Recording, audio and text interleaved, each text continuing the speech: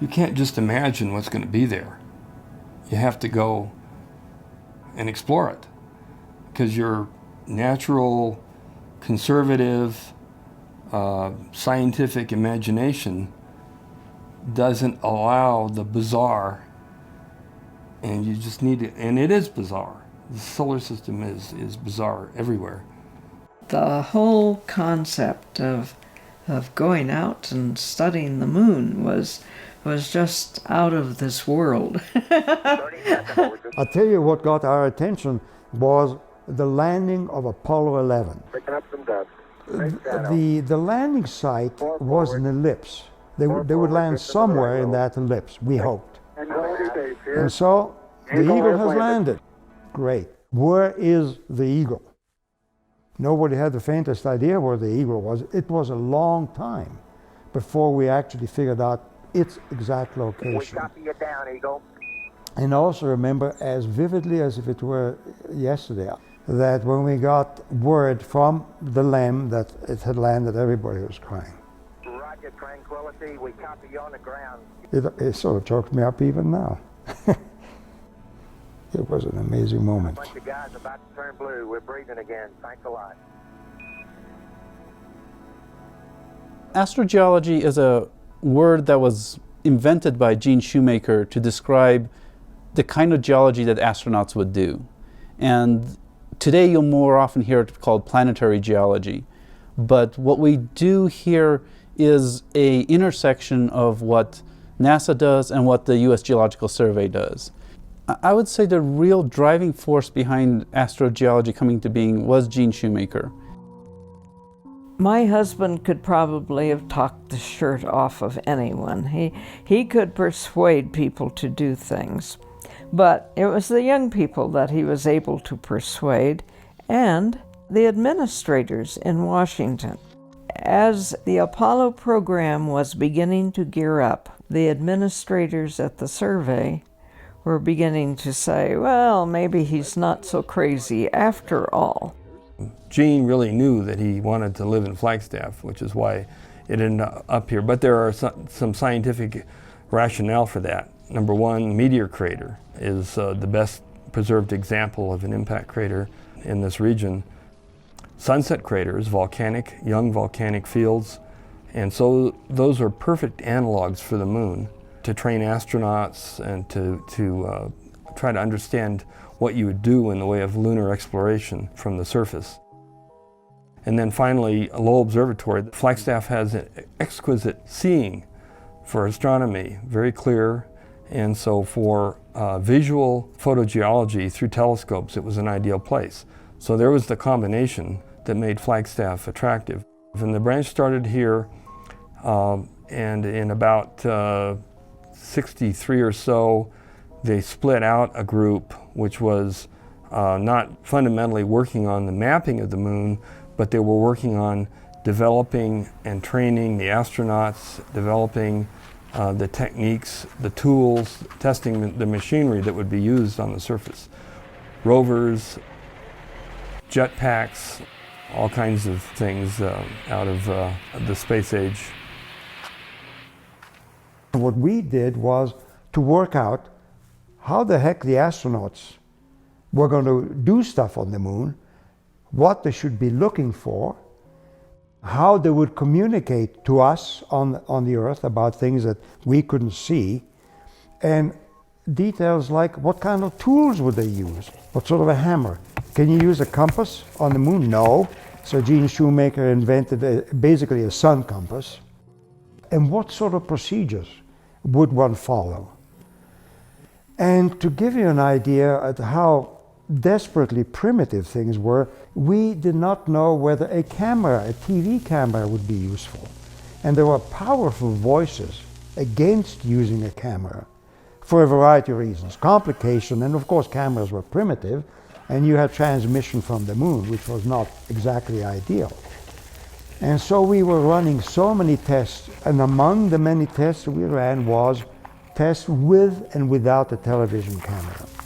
And it became evident almost immediately that the TV camera was almost invaluable. One of the things that astrogeology does is we store the data, the legacy of these NASA missions, long after the missions are over. And the couple of main ways we do that are through the Planetary Data System, the PDS, where you can access the digital images online, and then a lot of the actual materials from when we were training at the Apollo astronauts, that's stored in the RPIF, the Regional Planetary Information Facility. There was a recognition that mission data, in particular from space missions, wasn't delivered in any sort of standardized form. It was difficult to work with. It was documented if any given data provider chose to do that. So it was very difficult to use and very difficult in some respects to find. I myself work on lunar volcanoes, and we've been able to see things like associations between explosive and effusive lava that we couldn't see before. We've identified a large number of new volcanoes on the moon that are simply small enough that we couldn't resolve them before. If we can see more of these features, if we can see them earlier in their evolutionary progress, if we can understand where they form on the moon, it helps us understand how volcanism might have occurred on Earth and other active geologic processes like that.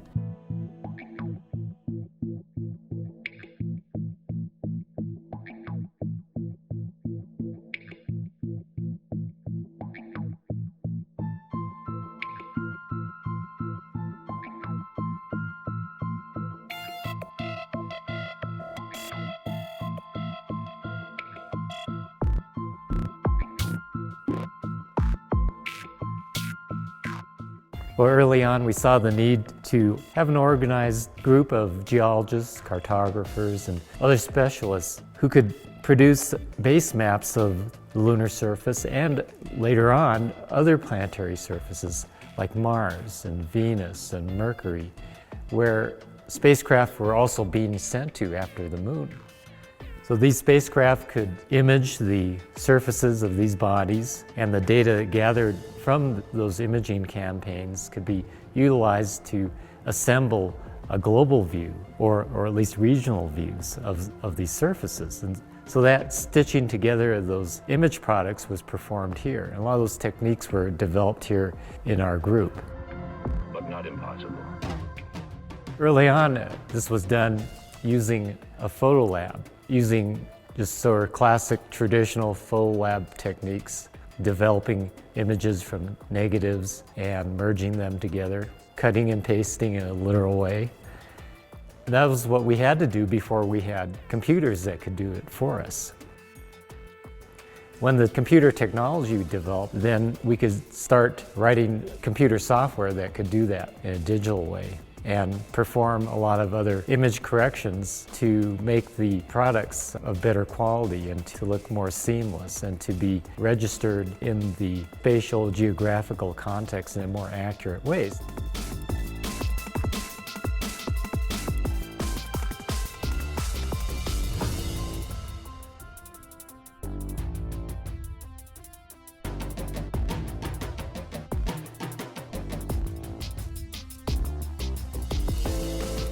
Of course, we couldn't do any of this without financial support, and NASA is our primary funder for accomplishing all these mapping products. So over the years, with their financial support and the scientists involved, we've been able to produce actually more than 800 printed maps of the planetary surfaces. These include maps at a whole variety of range of scales, from ones very up close to look at a certain area that might be landed at, to the entire globe, like the entire surface of Mars or the Moon.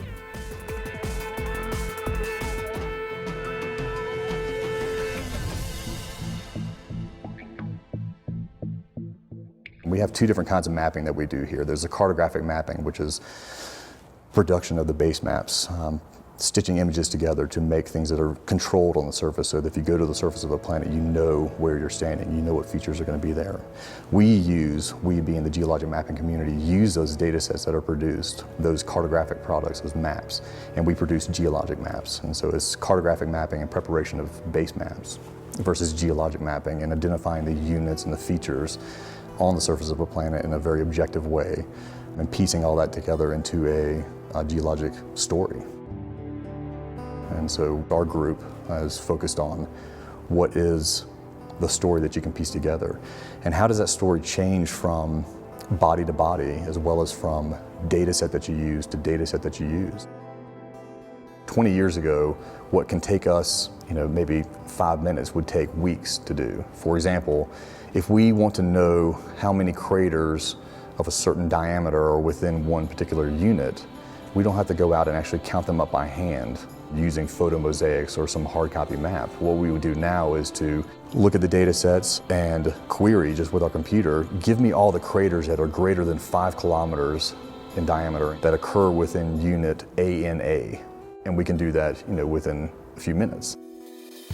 That becomes really important because we want to be able to, find ages for different bodies and different planets. And that is done primarily with craters. Over time, impact craters are what is kind of the constant rate of surface impact and on Mars and the Moon and other bodies. And so impact craters become something that we use to basically age date or relative age date different units.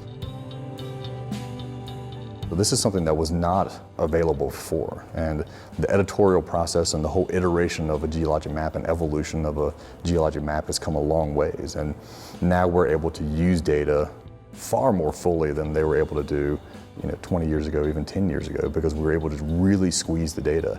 And that is possible because the data actually exists, and it's possible because the technology exists for us to use this massive amount of data. They go hand in hand. But it's really an interesting time just because we do have this ability to, chart out how accurate are our geologic maps and what does it mean to be accurate. And these maps, it's a framework for people to compare their own investigations. So if somebody is conducting an investigation, whether it's geologic mapping or otherwise, in a small area on Mars, they can then put that into the context of a broader geologic map and be able to compare another area that is completely far away from where they were working. It's a context to be able to compare. So it sets the framework, it sets context, and allows people to compare things across different areas, and that becomes really, really important.